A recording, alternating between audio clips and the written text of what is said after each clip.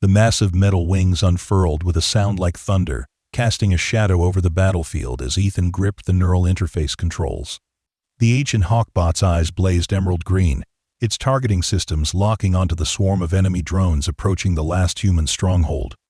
No one was laughing at the Junkyard Kid now. The same people who had mocked him for years were now staring in awe as the legendary war machine, thought to be nothing more than broken alien scrap, rose into the sky with Ethan as its chosen pilot. "I always knew you were special," he whispered to the machine, as its consciousness merged with his own. "Now let's show them what we can do. Before we carry on, please hit the subscribe button, and let me know where you are watching from in the comments." Scrapyard 42 existed on the forgotten outskirts of New Haven, the last major human settlement on a planet that had seen better days. The air carried the permanent scent of rust and burning oil, and the ground was a patchwork of metal and dirt that had long ago given up on growing anything green. Among the towering heaps of discarded tech and abandoned dreams, 17-year-old Ethan Cruz made his living salvaging whatever could be repaired or repurposed. His thin frame moved with practiced agility between precariously balanced piles of junk, his dark eyes scanning constantly for anything valuable. A layer of grime covered his brown skin and clung to his black hair, which he kept cropped short to avoid getting it caught in machinery. The fingerless gloves he wore were once his father's, now worn thin, but still his most prized possession. "Come on," Ethan muttered to himself, lifting a sheet of corroded metal to peer beneath. "Give me something good today." Life hadn't been kind to Ethan. Orphaned at 12, when his parents succumbed to the rust plague that had swept through the lower sectors, he'd been forced to abandon school and turn to scavenging full-time. 5 years later, he was known as one of the best scrappers in the yard, with an uncanny talent for fixing things others considered beyond repair. The weather forecast had promised storms by midday, and the darkening sky confirmed it. Ethan needed to find something valuable before the rain started, or he wouldn't eat tonight. The overcrowded refugee quarters, where he slept, didn't provide meals to those who couldn't pay. He paused as his foot hit something solid beneath the surface debris. Dropping to his knees, he began clearing away layers of scrap with increasing excitement. Something large was buried here, something with an unusual shape. After 10 minutes of frantic digging, Ethan uncovered what appeared to be a massive, curved piece of metal, its surface covered in strange, intricate patterns that didn't match any human technology he'd ever seen. "Is that a wing?" he whispered, tracing the edge with his fingertips. The material felt oddly warm, despite having been buried in the cold ground. As Ethan cleared more debris, his heart began to race. What he had found wasn't just any piece of tech, it was part of something much bigger. Something that shouldn't be in a human junkyard. By sunset, Ethan had excavated enough to confirm his suspicions. Half buried in the dirt and scrap was what appeared to be some kind of aerial combat unit shaped like an enormous mechanical hawk. Its wingspan, if fully extended, would reach nearly 20 feet. The machine was unlike anything manufactured on Earth or any of the human colony worlds. This was alien tech, and very old by the look of it. Ethan sat back on his heels, mind racing. Alien technology was rare and incredibly valuable, but also illegal for civilians to possess. The Earth Coalition government strictly controlled all non-human artifacts, claiming they represented potential security threats. Anyone caught with alien tech faced imprisonment, or worse. But if he reported his find, the authorities would simply confiscate it, and he'd receive nothing for his trouble except maybe a pitiful finder's fee.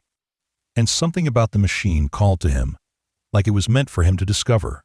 "I'm keeping you," he decided, patting the hawk's metal head. One of its eyes was missing, and much of its plating was damaged or absent altogether, exposing complex inner workings that defied Ethan's understanding. "I'll fix you up. Somehow." The first raindrops began to fall, heavy and cold, as Ethan covered his discovery with tarps and scrap metal. He marked the location carefully in his mind, knowing he would need to return with better tools and a plan to move the enormous machine. As he turned to leave, a faint blue glow caught his eye.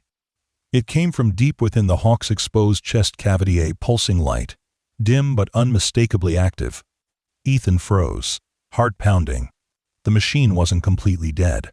He leaned closer, peering into the tangle of unfamiliar technology. The light emanated from what appeared to be the power core, a crystalline structure the size of his fist. As Ethan watched, the pulsing seemed to synchronize with his heartbeat, growing slightly stronger. A crash of thunder made him jump back. The storm was intensifying, and he needed shelter. With reluctance, Ethan covered the machine completely and sprinted toward the junkyard exit, his mind filled with questions and possibilities.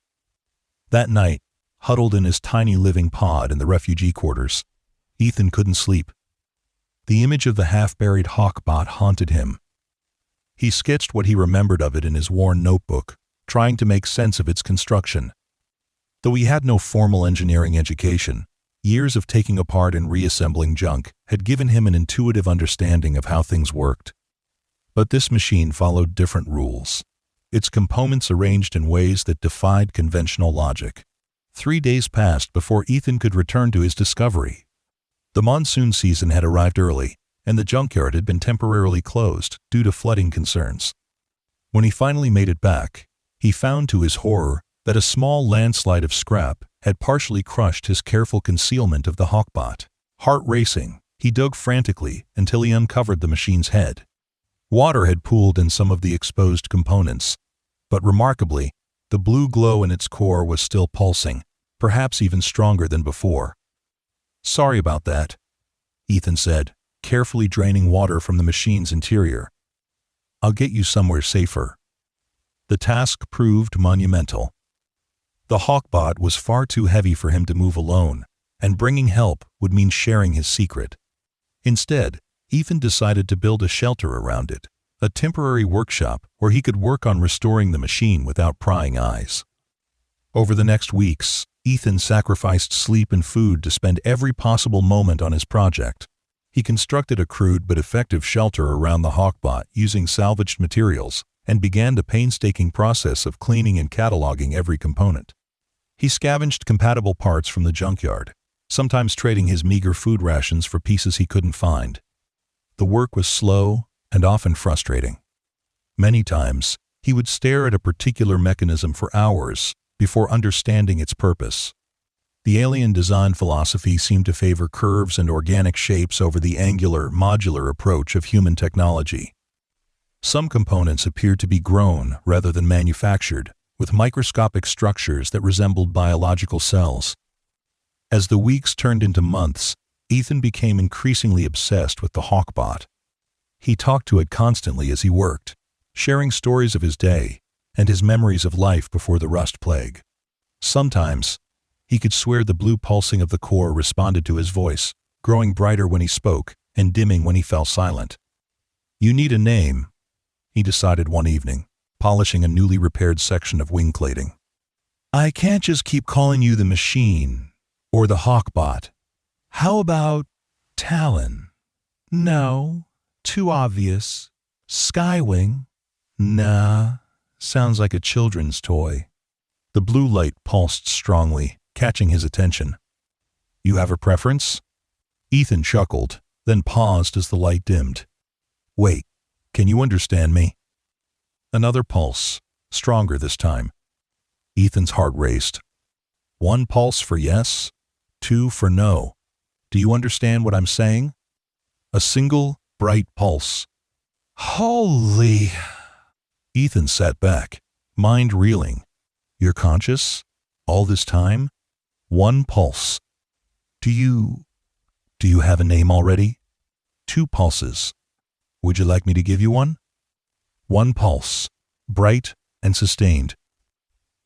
Ethan thought for a moment, considering the ancient, powerful presence he felt from the machine. "How about Phoenix? Because I'm bringing you back from the ashes." The blue light pulsed rapidly, brighter than he had ever seen it. "Phoenix it is then," Ethan said with a grin, placing his hand on the machine's metal head. "Nice to officially meet you." From that day forward, working on Phoenix took on new meaning. Ethan wasn't just repairing a machine, he was healing a living being. The hawkbot couldn't communicate in words, but it developed a simple language of light pulses that Ethan gradually learned to interpret. 1 pulse for yes, 2 for no, 3 for danger or warning. and various patterns for more complex concepts. 6 months after discovering Phoenix, Ethan had managed to restore about 60% of its functionality. The wings could now fold and unfold, though the right one still moved with a concerning stutter. The missing eye had been replaced with a compatible optical sensor, scavenged from a military drone. Most importantly, Phoenix's neural interface system, the means by which it had presumably once connected with its pilot, was showing signs of activity. Ethan's success didn't go unnoticed. Other scrappers began to wonder why he was spending so much time in one area of the junkyard, and rumors spread about a valuable find he was hiding. One evening, as Ethan was preparing to leave after a long day of work, he heard voices approaching his hidden workshop. Quickly, he covered Phoenix with tarps and concealed himself behind a pile of scrap. 3 figures entered the shelter, flashlights sweeping across the space. "I told you Kane was hiding something big," said a voice Ethan recognized as belonging to Vex, a notorious scrapper with a reputation for stealing others' finds. "Look at this setup." "What's under the tarps?" asked another voice. "Let's find out," Vex replied. Ethan watched in horror as they approached Phoenix. He couldn't let them discover what he had found, but confronting 3 men alone was suicide. Just as Vex reached for the tarp, Phoenix's core began to pulse rapidly. 3 flashes, the warding signal. The unexpected light startled the intruders, and one of them yanked back the tarp. "What the hell? Is that alien tech?" gasped Vex, eyes widening with greed. "Do you know what the military would pay for this?" "Back away from Phoenix," Ethan said, stepping out from his hiding place. His voice was steadier than he felt. The 3 men turned, and Vex grinned unpleasantly. "Well, if it isn't little Ethan Cruz. Found yourself quite a treasure, didn't you? Too bad you didn't report it like a good citizen." "I found it, I fixed it, it's mine," Ethan said, moving closer to Phoenix. "That's not how it works, kid," Vex replied. "Alien tech belongs to the government, but I'm feeling generous. Tell you what, we'll split the reward for turning it in, 30-70. "I'm not turning Phoenix in," Ethan said firmly. "Phoenix?" One of the men laughed. He named the junk heap. Vex's expression hardened. "Have it your way. We'll just take it ourselves and claim the full reward. Hold him." The other 2 men lunged for Ethan, who managed to dodge the first, but was caught by the second. As they struggled, Vex approached Phoenix with a portable cutting tool, clearly intending to remove the valuable core. "No!" Ethan shouted, fighting desperately against his captor. As Vex activated the cutting tool and brought it toward Phoenix's exposed core, the machine's remains suddenly came to life. With a sound like tearing metal, its partially repaired right wing swung violently outward, catching Vex in the chest and sending him flying across the shelter. The man holding Ethan loosened his grip in shock, allowing him to break free. Phoenix's remaining optical sensor glowed a fierce green, and its core pulsed so rapidly it appeared almost solid blue. The partially repaired limbs strained and jerked as if the machine was trying to rise. "What the hell is that thing?" screamed one of the men as they backed away. "It's defending itself," Ethan said, moving to stand protectively in front of Phoenix. "And me. Now get out before it decides you're a bigger threat." The men didn't need telling twice. They grabbed the dazed Vex and fled, leaving Ethan alone with Phoenix. As soon as they were gone, the machine's movements ceased, and its core returned to its regular, gentle pulsing. Ethan placed a hand on its metal head, feeling it warm beneath his touch. "Thank you," he whispered. "But now we have a problem. They'll be back, probably with others. 1 pulse, yes. I need to move you somewhere safer, but I can't do it alone." Ethan paced the small space, thinking, "I need help from someone I can trust." That night, Ethan made his way to the engineering district, where the remnants of New Haven's technical elite lived and worked. Most had government contracts, designing weapons or infrastructure to help humanity survive on this increasingly hostile planet. Among them was Dr. Lyra Wade, one of his mother's oldest friends, and the only person from his past who still checked on him occasionally. Dr. Wade's workshop was modest compared to the government facilities, but impressively equipped by civilian standards. She answered his urgent knock with surprise. "Ethan? It's nearly midnight. Is everything all right?" "I need your help, Dr. Wade," Ethan said, glancing nervously over his shoulder. "And I need you to keep a secret." After swearing her to secrecy, Ethan explained his discovery and the progress he'd made restoring Phoenix. At first, Dr. Wade looked skeptical, then concerned, and finally intrigued. "You're telling me you've partially restored alien technology with nothing but junkyard scraps and intuition?" she asked, eyebrows raised. I think Phoenix has been helping me," Ethan admitted. "It's conscious, somehow. It communicates." Dr. Wade studied him for a long moment, then nodded decisively. "Show me." Under cover of darkness, they returned to the junkyard. Dr. Wade brought a small hover, transport ostensibly for moving heavy equipment between worksites and a collection of advanced tools. When she saw Phoenix for the first time, she stopped dead in her tracks. "Incredible," she whispered, approaching the machine with reverent steps. "This isn't just alien technology, Ethan. This is a Serathi war mount." "A what?" "The Serathi were an ancient species, long extinct. Humanity has only found fragments of their technology, mostly in deep space. From what we've pieced together, they were an alien-like race that created these biomechanical constructs as weapons and transportation." End quote. She ran her hand along Phoenix's damaged wing. "This is the most complete specimen I've ever heard of." "Is that why the military would want it?" Ethan asked. "Any military would kill for this technology," Dr. Wade confirmed grimly. "The Serathi were said to be centuries beyond our current technological level. But more importantly," she paused, fixing Ethan with a serious look, "their war mounts were designed to bond neurologically with a single pilot. Once bonded, no one else could operate them." "Bond?"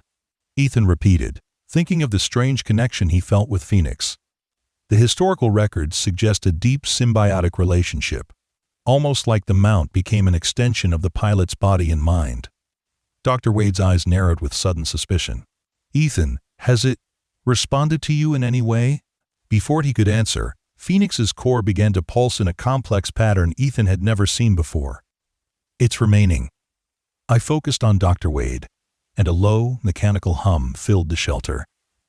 "It's scanning me," Dr. Wade whispered, standing perfectly still, "assessing whether I'm a threat."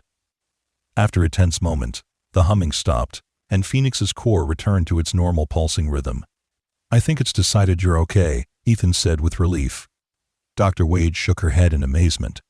"It's already forming a bond with you. That shouldn't be possible across species." "What does that mean?" "I'm not sure," she admitted. "But we need to get it somewhere secure before those scrappers return with reinforcements. Help me load it onto the transport." With Dr. Wade's equipment, moving Phoenix proved easier than expected. They worked through the night to transport the machine to an abandoned research facility on the outskirts of the engineering district. The building had been Dr. Wade's private laboratory before budget cuts forced her to relocate to a government facility, but she had maintained it in secret for personal projects. "No one knows this place is still operational," she explained as they unloaded Phoenix into the spacious main lab. "We should be safe here while we figure out our next steps." With access to proper tools and Dr. Wade's expertise, restoration work on Phoenix accelerated dramatically. The scientist was particularly fascinated by the neural interface system, which she believed was the key to understanding how the Serathi had controlled their war mounts. The interface appears designed to create a direct link between the pilot's nervous system and the mount's control mechanisms, she explained one evening, showing Ethan her findings. "In theory, once connected, you would feel the machine as if it were your own body. Its sensors would feed directly into your brain, and your thoughts would translate to its movements." "Could a human use it?" Ethan asked, trying to hide his excitement. Dr. Wade hesitated. "Possibly. The Serathi brain structure would have been different from ours, but the interface seems remarkably adaptable. However, attempting such a connection would be incredibly dangerous, Ethan. The neural load could overwhelm a human mind, causing permanent damage or death." Despite the warning, Ethan couldn't shake the feeling that Phoenix was meant for him. Each day, the connection between them grew stronger. He began to experience brief flashes of sensation that weren't his own. The feeling of wind beneath wings he didn't possess. The echo of sonar pulses he couldn't hear.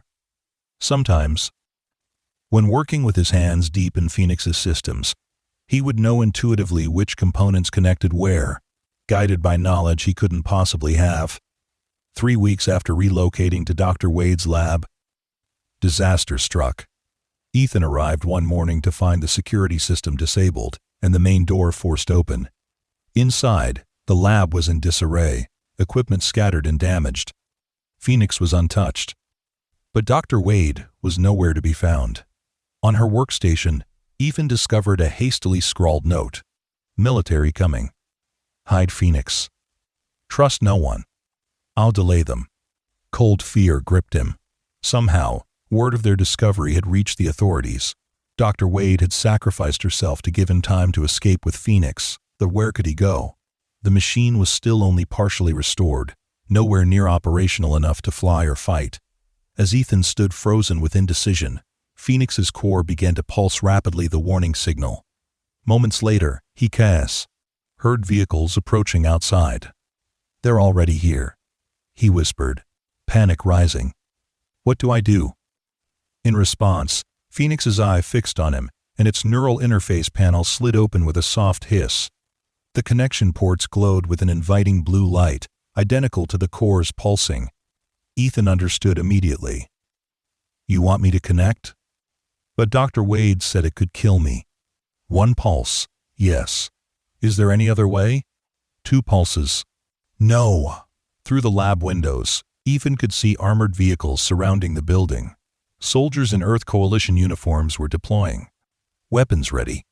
They would take Phoenix apart, study it piece by piece, never understanding that it was a living, conscious being. Will it hurt? He asked softly. 3 pulses. The warning signal. But this time, Ethan interpreted it differently. Yes, danger, pain but necessary. Taking a deep breath, Ethan sat in the pilot's seat they had constructed based on fragments of information about Serathi physiology. The neural interface ports aligned perfectly with the base of his skull and specific points along his spine.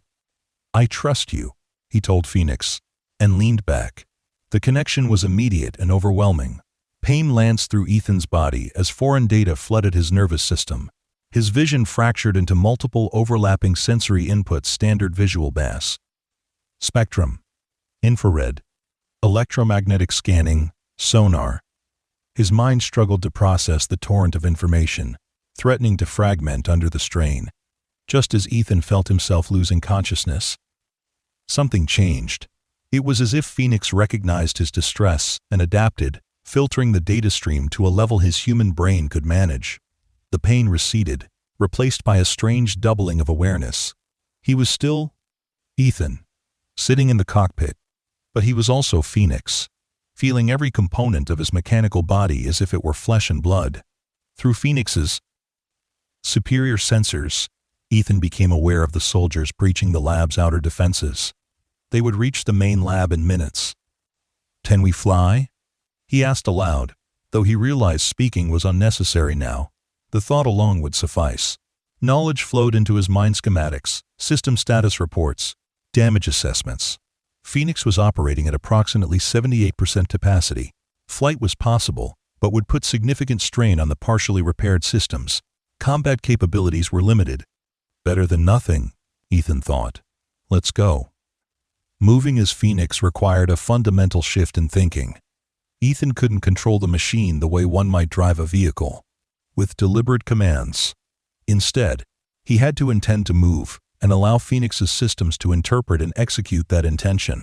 Much as his own body responded to his desire to walk or reach for an object, the first attempt was clumsy.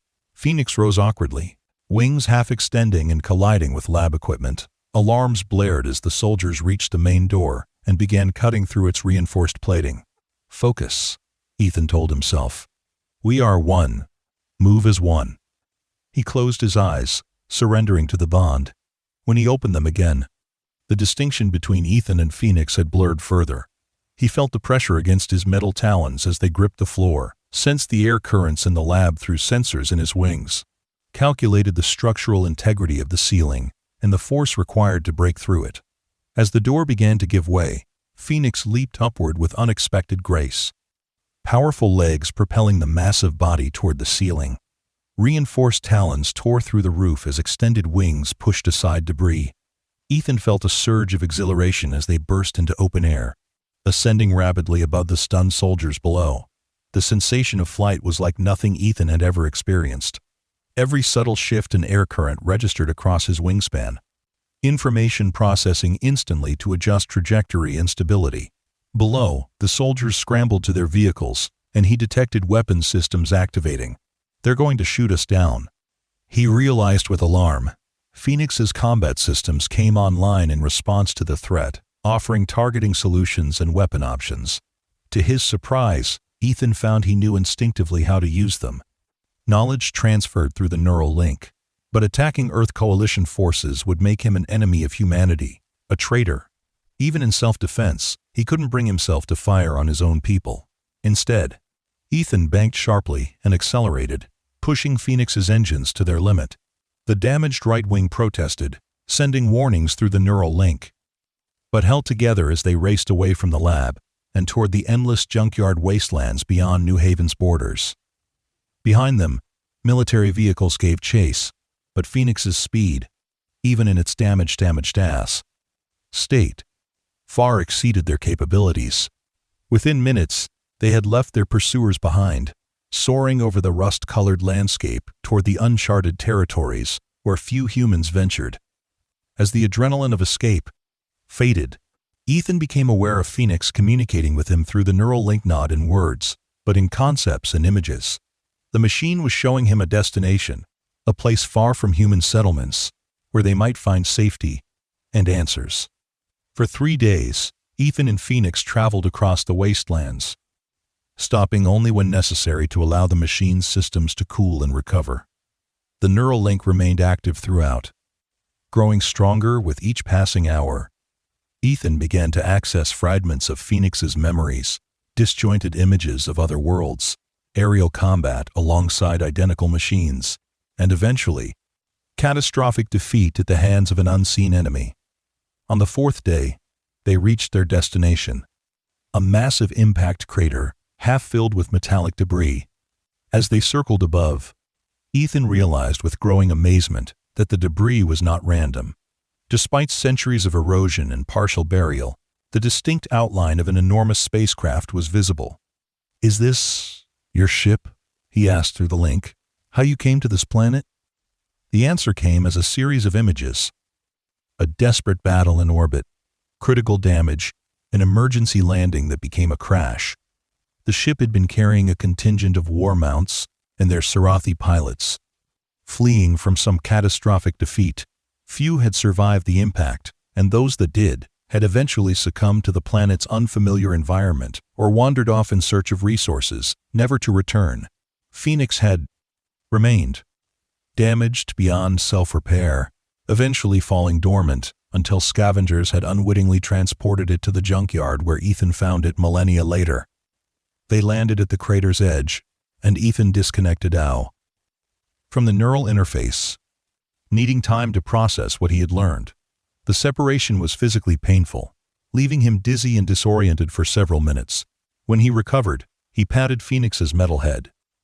"We'll reconnect soon," he promised. "But first I need to explore as just me." The ship was largely buried beneath sediment and debris, but several access points remained partially exposed.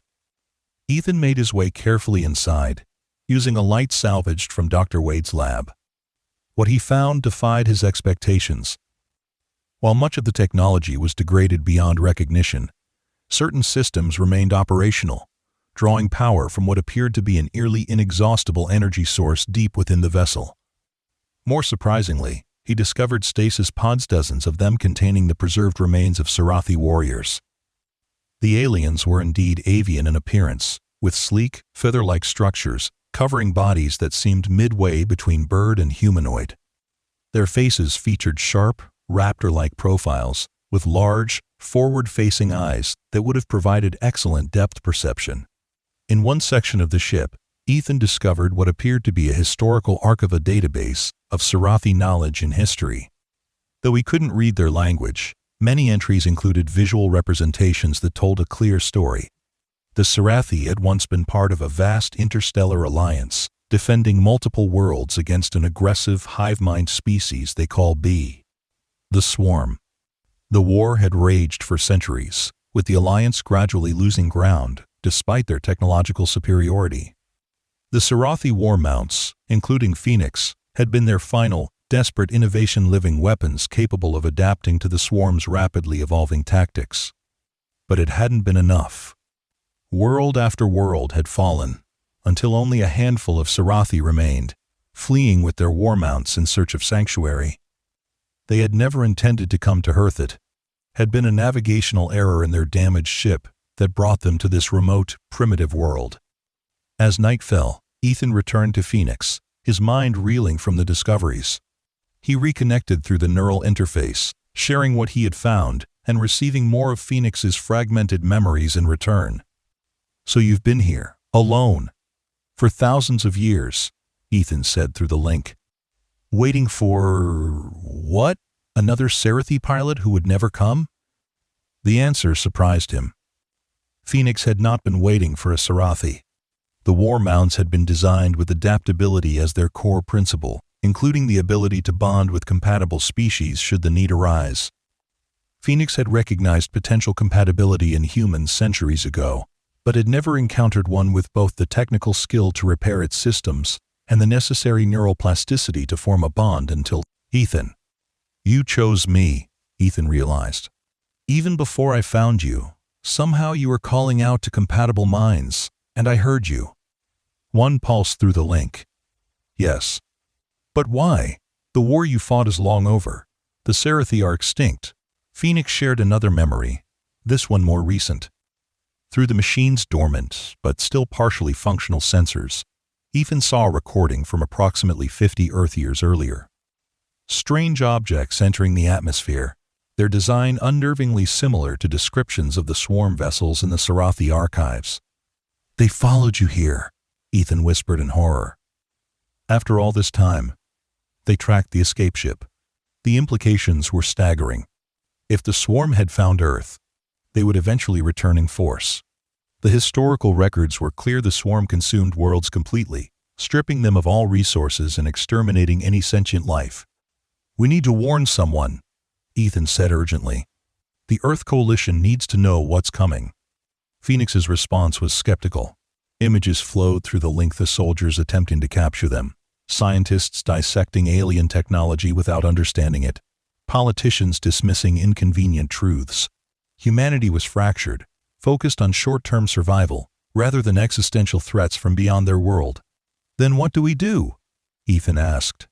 The answer came not in words, but in a sequence of technical schematics modifications and upgrades that could restore Phoenix to full combat capability and beyond. The Serathi ship contained materials and technology that could transform the war mount from a damaged relic into humanity's most powerful defense. "You want me to make you a weapon again," Ethan realized. "To fight when the swarm returns." One pulse. "Yes. And you think I can do this? I'm just a scrapper kid with no real education." Phoenix's response was immediate and filled with certainty, a replay of Ethan's months of intuitive repairs. His natural understanding of systems he should never have comprehended. The ease with which he had adapted to the neural link that should have overwhelmed a human mind. He was more than just compatible. He was optimal. For the first time since finding Phoenix, Ethan felt a sense of purpose beyond mere survival. He had always been an outsider in New Haven, a parentless child scraping by on the margins of society. Now he had a mission that transcended human politics and petty conflicts. He would prepare for a war most couldn't imagine, against an enemy none would recognize until it was too late. "All right," he agreed. "Show me what we need to do." The next 3 years passed in relative isolation. Ethan and Phoenix established their base in the crashed Serathi ship, gradually converting portions of it into a workshop and living quarters. They ventured out only when necessary to gather human-made components that couldn't be salvaged from the ship's systems. On these expeditions, they discovered that they had become infamous in New Haven. The military had branded Ethan a traitor and technological terrorist. claiming he had stolen experimental weapons and attacked coalition forces. Dr. Wade had disappeared into the military research complex, her status unknown. Wanted posters featuring a grainy image of Phoenix in flight offered substantial rewards for information leading to their capture. Despite the risks, Ethan occasionally infiltrated the outskirts of New Haven to gather news and supplies. On one such mission, he overheard disturbing rumors, strange phenomena in the outer territories, settlements going silent, unexplained electromagnetic disturbances that disrupted communications and technology. Through Phoenix's enhanced sensors, Ethan confirmed his worst fears. The swarm was no longer just scouting. They had established a foothold on Earth and were beginning their consumption phase. Small, drone-like entities were systematically harvesting resources and transforming them into more swarm units, expanding outward in a steadily growing circle of destruction. Most alarmingly, the Earth Coalition seemed unaware of the true nature of the threat.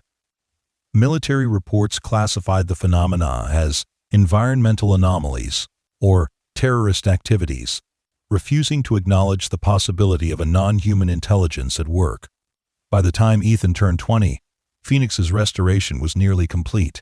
Using materials and technology from the Serathi ship, they had not only repaired the original systems, but enhanced them beyond their original specifications. The neural interface had been refined to better accommodate human physiology, allowing for longer connection periods with less strain.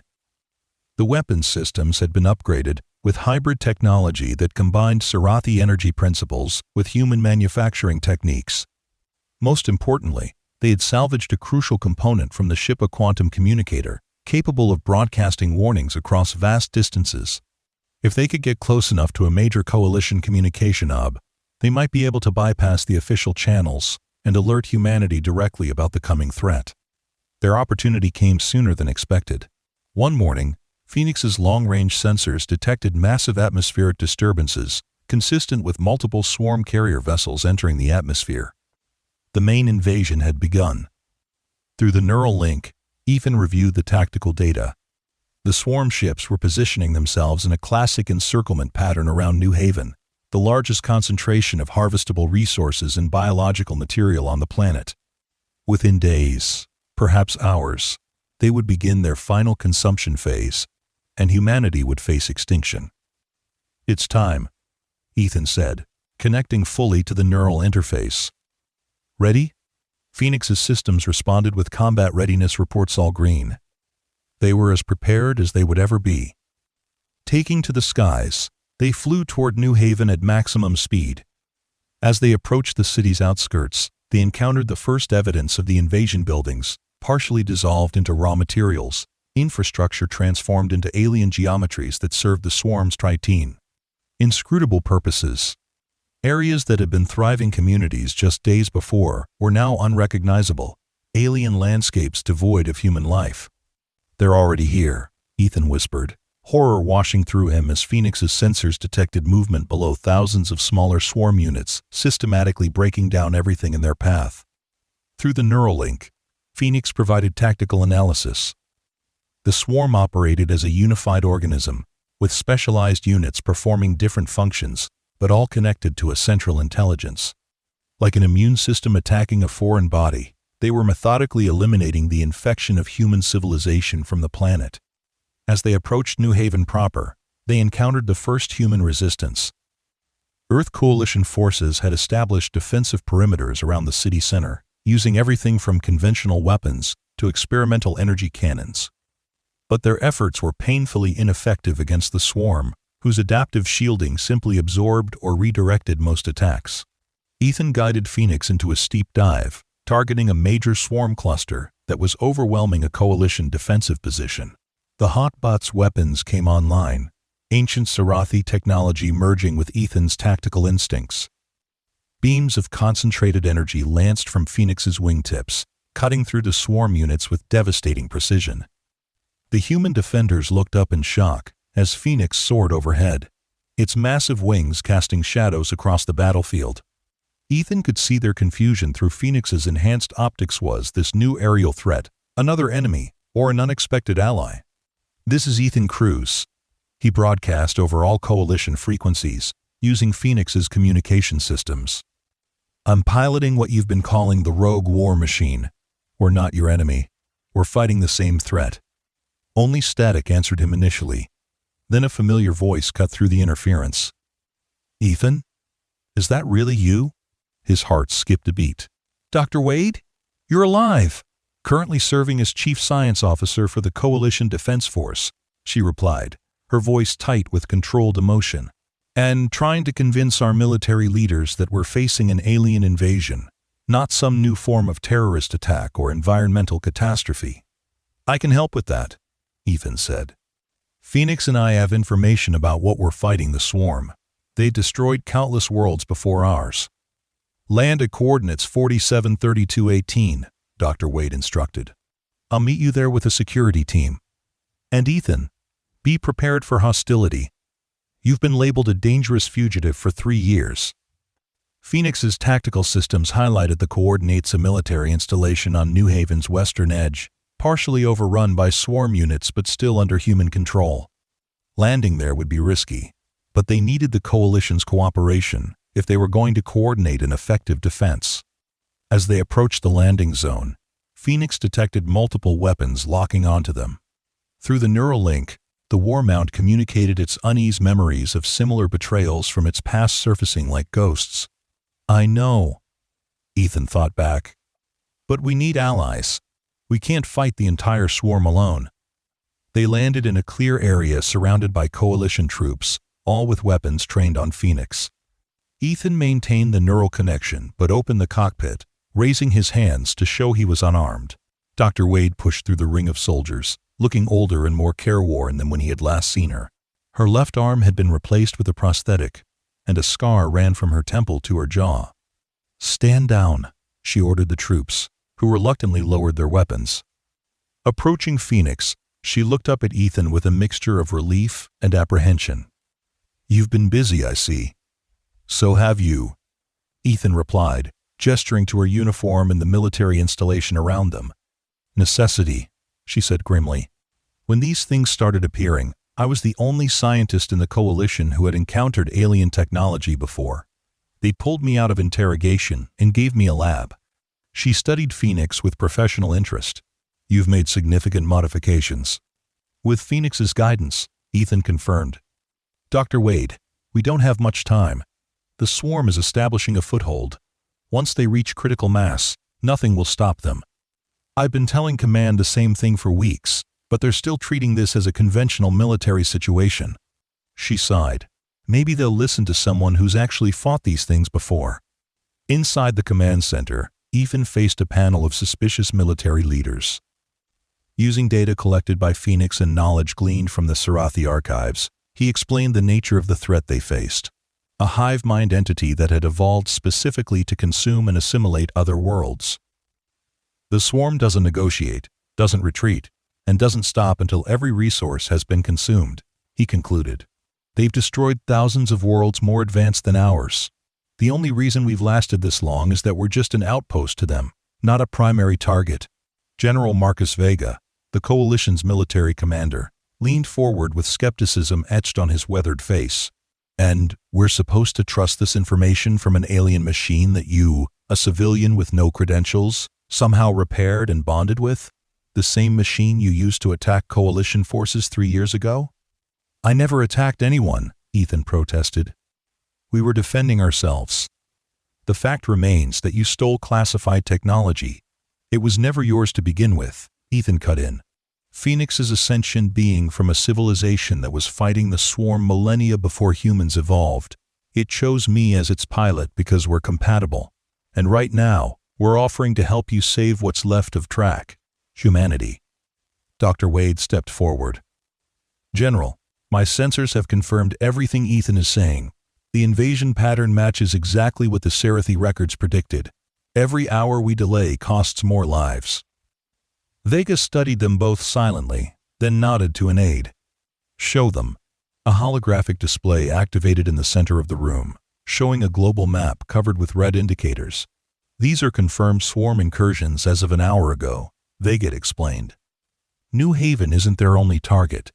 They're hitting every major human settlement simultaneously.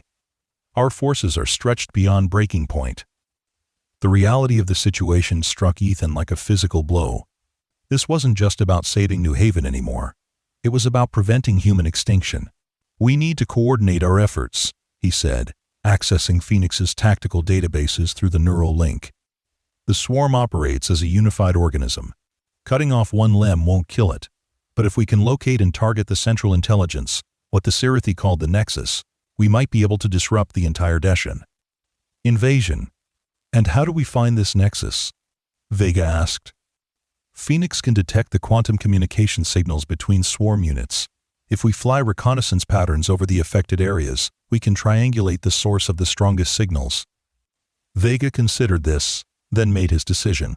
Dr. Wade, you'll work with Mr. Cruz and his Phoenix. I'm authorizing a joint task force under your command. Find this Nexus. The rest of our forces will focus on evacuation and containment. As they left the command center, Dr. Wade pulled Ethan aside. There's something else you should know. The military has been reverse engineering components from crashed swarm units. They've developed prototype neural interfaces similar to what you're using with Phoenix, but designed for a conventional aircraft. End quote. Human pilots flying with neural links? Ethan asked, alarmed. That's incredibly dangerous without proper adaptation. It's also our only hope of matching the swarm's coordination and speed, she replied. The prototypes are ready, but we have no trained pilots. No one has successfully maintained a neural connection for more than a few minutes without suffering seizures or worse. Understanding dawned on Ethan. You want me to train them? You're the only human who has successfully bonded with a machine intelligence. If anyone can teach others how to do it safely, it's you. The next 48 hours passed in a blur of activity. While Phoenix's sophisticated sensors scanned for the swarm nexus, Ethan worked with a small group of coalition pilots, teaching them the mental techniques he had developed through his bond with Phoenix. Dr. Wade and her team monitored their neural patterns, refining the interface technology to reduce the strain on human minds. Progress was slow and painful. Many pilots couldn't handle the sensory overload, emerging from even brief connections with migraines, nosebleeds, or temporary neural damage. Others adapted more successfully, but struggled with the fundamental shift in perception required to truly bond with a machine. You're all trying too hard, Ethan explained during a training session. It's not about controlling the machine. It's about becoming the machine, letting your consciousness expand to include its systems and sensors. You don't tell your hand to pick up a cup, you just intend to pick it up, and your body executes the action. It's the same principle. Gradually, a handful of pilots began to show promise. Among them was Mira Chen, a young fighter pilot whose natural neural plasticity rivaled Ethan's own. Her innate understanding of the bond process quickly made her the star pupil and unofficial second-in-command of what the others had begun by calling Phoenix Squadron. On the third day of training, Phoenix finally located the swarm nexus. It was hidden deep within what had once been the Coalition's largest agricultural complex, now transformed into an alien hive, structure that pulsed with malevolent energy. And the Nexus is directing the entire Earth invasion from there. Ethan explained to Vega and the assembled military command. It's heavily defended, but if we can destroy it, the swarm units will lose their coordinated intelligence. They'll still be dangerous, but they'll be acting as individuals rather than parts of a unified whole. How do we destroy something like that? Vega asked. Phoenix projected tactical analyses through the command center's systems. The Nexus was protected by layers of swarm defenders and energy shields that adapted to any conventional attack. A direct assault would be suicidal. We need to get inside, Ethan said. Phoenix and I can breach the outer defenses if we have support from the neural-linked fighters to draw away the defensive units. Once inside, we can deploy a quantum disruptor directly at the Nexus core. A what? Vega asked skeptically. Dr. Wade stepped forward. We've developed a weapon based on Serathi technology that should, in theory, disrupt the swarm's hive-mind connectivity. But it has limited range. Someone would need to get within 100 meters of the Nexus core and manually activate it, which means whoever delivers it isn't likely to survive, Vega concluded grimly. Ethan nodded. I'm volunteering. Phoenix and I have the best chance of getting through. The room fell silent. Finally, Vega spoke. We launch at dawn tomorrow. God help us all.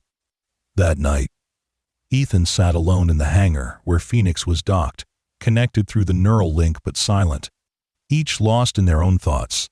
After 3 years of isolation and preparation, the final confrontation was upon them. If they failed, humanity would join the Serathi and countless other species in extinction. Through the link, Phoenix shared memories of its original Serathi pilot, a warrior named Koresh, who had fought in hundreds of battles against the swarm before perishing in the crash that stranded Phoenix on Earth. Ethan felt the machine's grief and loyalty, emotions that defied human categorization but were no less real for their alienness.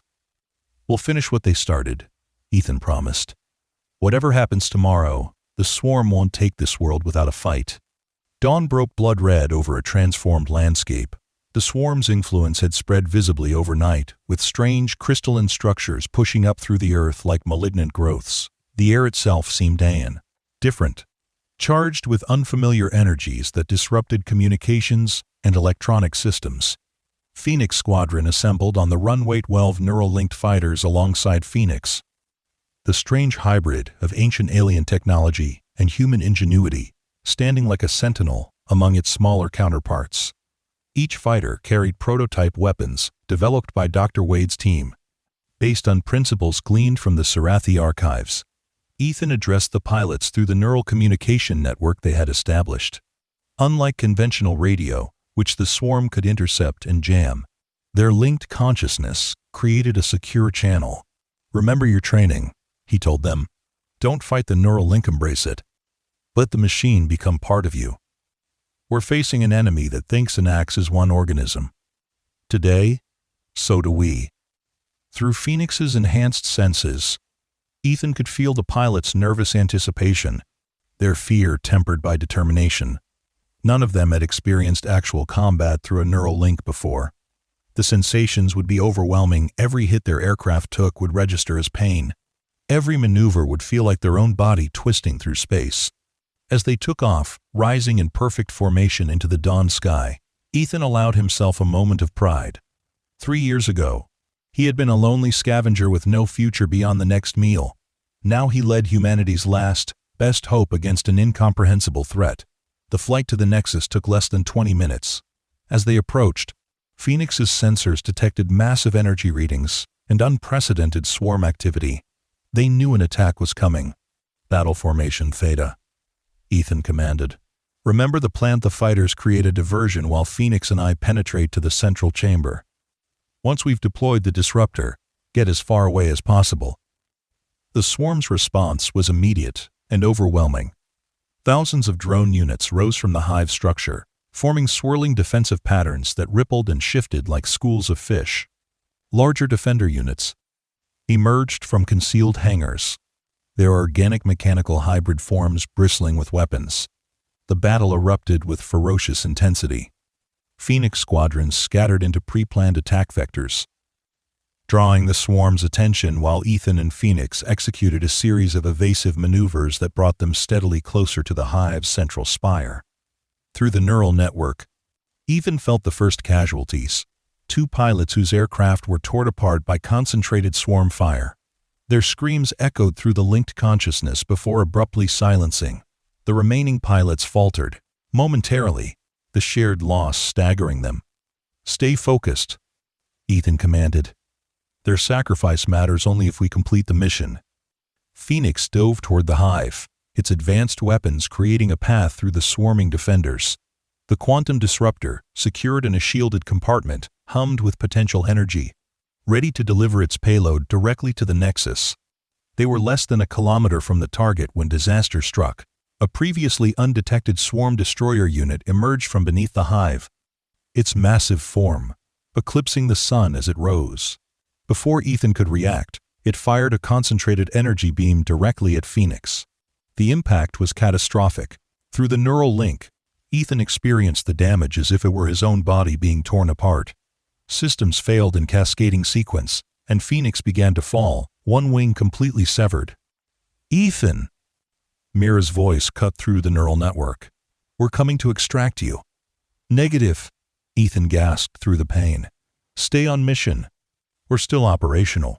It wasn't entirely true. Phoenix was critically damaged, its flight systems offline, and weapons at minimal capacity, but the neural link remained intact, and the war mount's powerful legs were undamaged. They hit the ground hard, the impact rattling Ethan's teeth despite Phoenix's automatic shock absorption. "Can you walk?" he asked through the link. Phoenix's response was immediate, a surge of determination that overrode system damage reports. They were grounded, but not defeated, and they had landed less than half a kilometer from the hive entrance. Above them, the battle continued to rage. Phoenix Squadron was fighting valiantly, but losing ground against superior numbers. Through the neural network, Ethan could feel their determination tinged with the growing certainty that this was a one-way mission for all of them. "Keep them occupied as long as you can," he instructed Mira, who had taken command of the remaining fighters. "We'll proceed on foot." Moving as Phoenix without flight capabilities required significant adjustment. The war mount had been designed primarily as an aerial combat unit, its ground movement secondary. But with Ethan's guidance, they found a rhythm powerful strides, carrying them across the transformed landscape toward the hive entrance. Swarm ground units converged on their position, sensing the threat. Phoenix's remaining weapons proved effective at close range, cutting down attackers with precision blasts of energy. When the weapons eventually overheated, they resorted to physical combat, Phoenix's reinforced talons and beak tearing through swarm biomechanical bodies. The fighting was brutal and intimate, in a way aerial combat had never been. Through the neural link, Ethan felt every impact, every tear in Phoenix's remaining armor plating. Pain signals flooded his consciousness, but he compartmentalized them, focusing on their objective. After what seemed like hours, but was likely only minutes, they reached the hive entrance, a pulsating organic aperture that opened into darkness. Phoenix's sensors adjusted, revealing a labyrinthine interior that twisted and shifted in defiance of normal physics. "The nexus is at the center," Ethan confirmed, reading the energy signatures. About 500 meters in, they pressed forward, fighting through increasingly dense resistance. The interior of the hive seemed alive, walls contracting to crush them or extruding spine-like protrusions that sought to impale Phoenix's damaged body. Only Ethan's perfect integration with the war mount systems allowed them to anticipate and avoid these attacks. The neural network grew weaker, the deeper they penetrated into the hive, Phoenix Squadron's signals becoming intermittent and finally fading altogether. Ethan was alone now, cut off from his human allies, connected only to Phoenix. Finally, they reached the central chamber, of vast, spherical space dominated by a pulsating crystalline structure that glowed with sickly light. The nexus. Around it floated what appeared to be the physical manifestation of the swarm's central intelligence, a shifting, mercury-like mass that coalesced occasionally into almost recognizable shapes before dissolving again. As they entered, the mass turned toward them, forming briefly into something resembling a face, inhuman and expressionless, but undeniably aware. "You recognize us," Ethan realized with shock. Through Phoenix's sensors, he detected unusual energy patterns emanating from the mercury-like entity. Not communication exactly, but recognition. "You've encountered Serathi war mounts before." The face shifted, features rearranging into a new configuration that somehow conveyed ancient hatred. The SWAR remembered its old enemy, even after millennia. With renewed fury, the central chamber's defenses activated. The very air seemed to solidify around Phoenix, slowing their movements as specialized swarm units emerged from recesses in the walls. These were unlike the drone defenders they had faced. Outside these were hunter-killers, evolved specifically to combat Serathi war mounts. "We need to get closer," Ethan urged Phoenix, checking the quantum disruptor's status.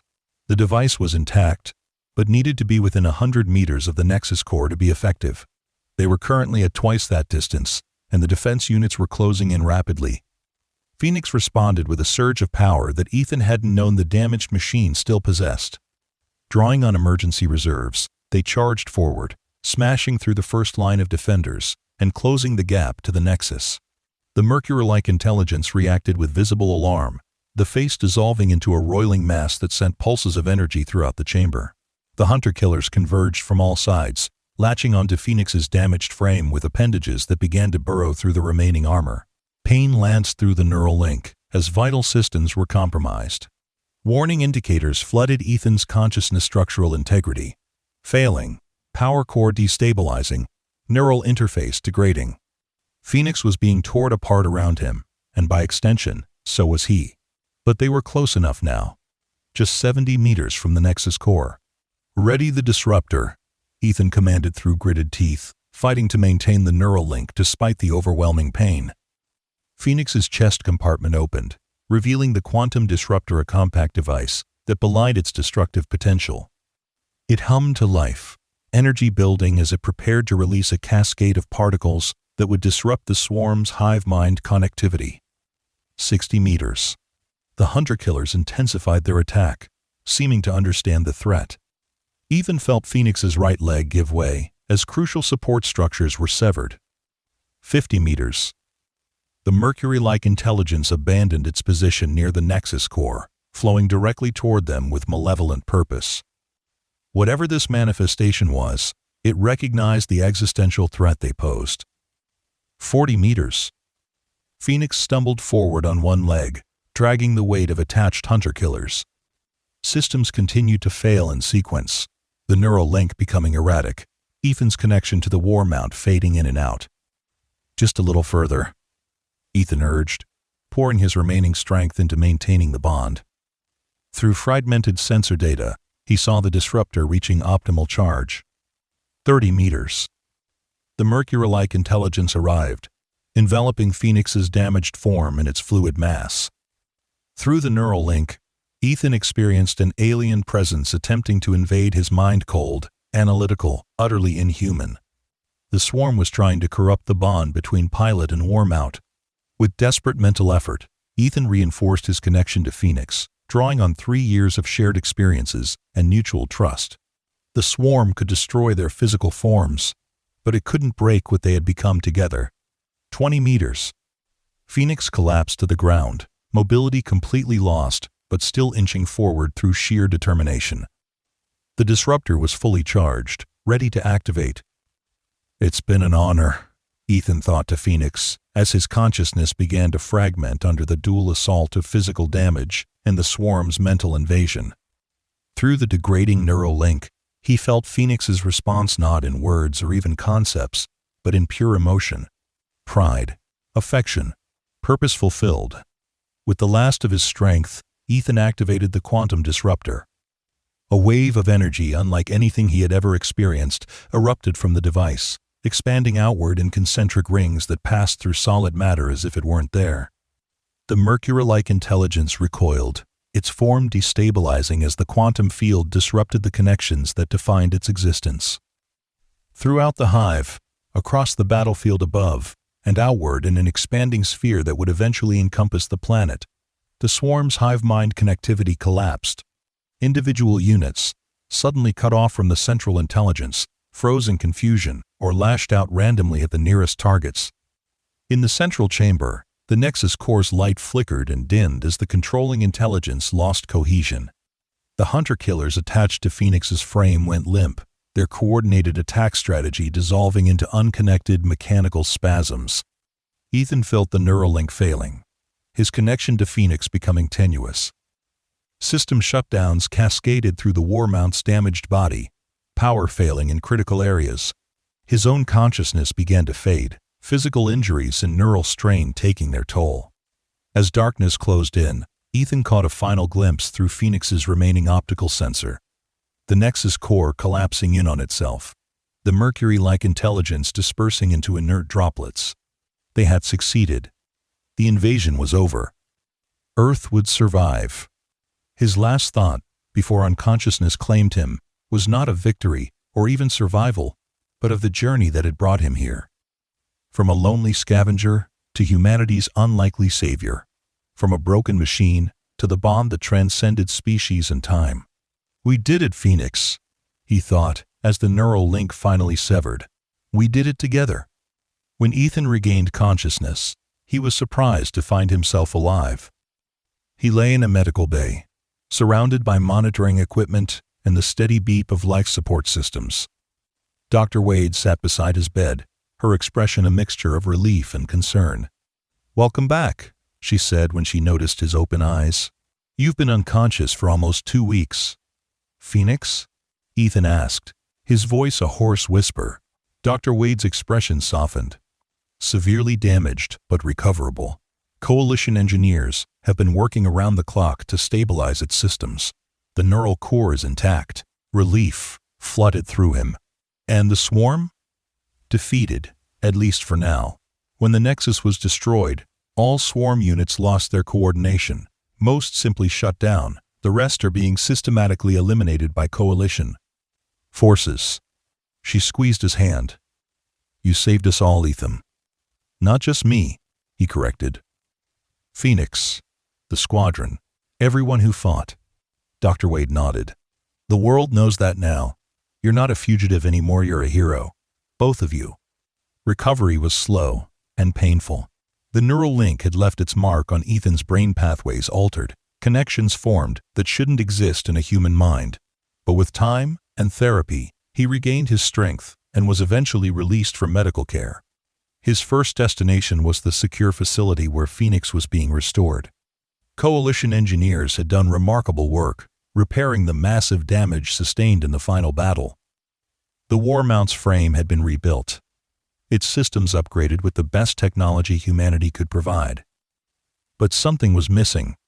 "The neural link isn't responding," the chief engineer explained apologetically. "We've restored the hardware perfectly, but the connection just isn't initializing. It's as if Phoenix is waiting for something," Ethan finished. "Or someone." When the room was cleared of personnel, Ethan approached the restored War Mount. Its metallic surface gleamed under the facility lights, all evidence of the desperate battle erased. But the familiar blue glow of its core pulsed dimly, almost hesitantly. "Hey, old friend," Ethan said softly, placing his hand on Phoenix's head. "I'm back." The core's pulsing intensified slightly, but the War Mount remained otherwise still. Ethan climbed carefully into the pilot's seat, now rebuilt to human ergonomic specifications. The neural interface ports aligned with his spine as he leaned back, just as they had that first desperate day when they fled the military.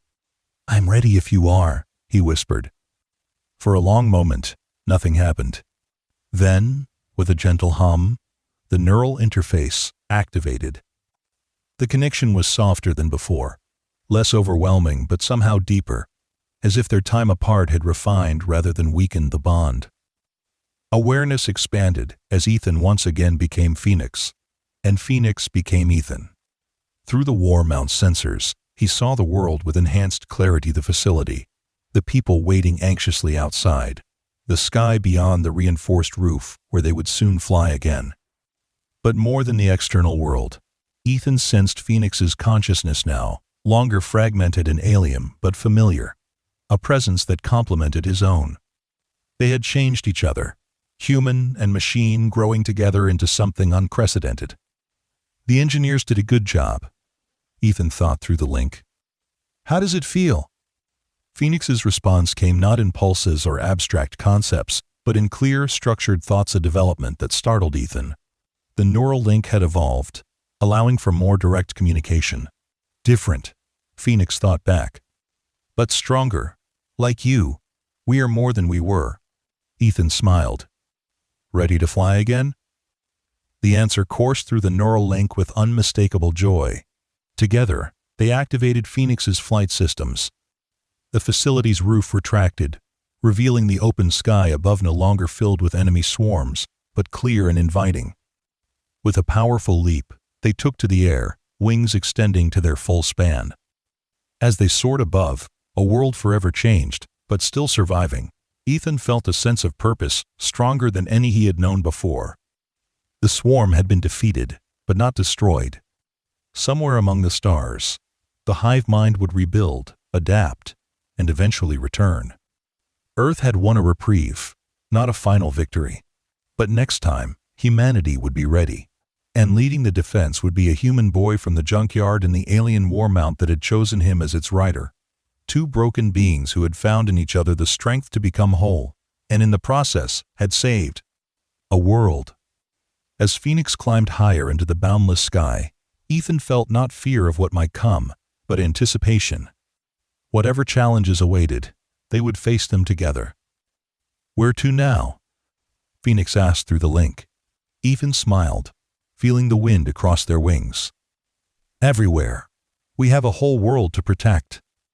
And with that, Phoenix banked gracefully and accelerated, human and machine moving as one, guardians of a future that neither could have imagined alone.